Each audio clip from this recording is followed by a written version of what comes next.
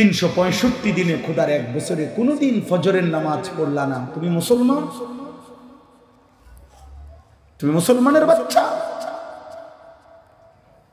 মুসলমানের সন্তান এত বড় নিকৃষ্ট হয় বেটা? তুমি ইমানদারের ঘরে জন্ম নিছো বেটা?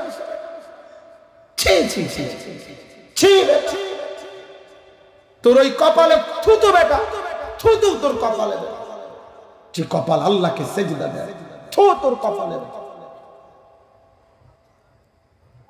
আমি প্রতিদিন বলি আল্লাহ তাআলা হাত, পাও, নাক, চোখ, কান, জিহ্বা, ঠোঁট, আল্লাহ এই দেহের সব অঙ্গ দুনিয়া উপার্জনের জন্য ব্যবহার করছেন, কাজে লাগায়।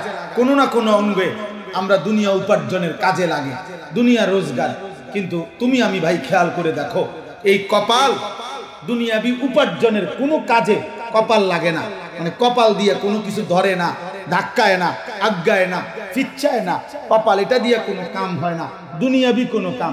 তাহলে কপাল এটা আল্লাহ কেন বানাইলেন যদি এটা দিয়া কোনো কাজে না হয়? খোদার কসম, রব বলছে, বান্দা পুরা দেহ আমি তোরে দুনিয়ার জন্য লাগাইতে দিলাম, কপাল শুধু সেজদার জন্য রাখলাম। কিসের জন্য? শুধু সেজদা।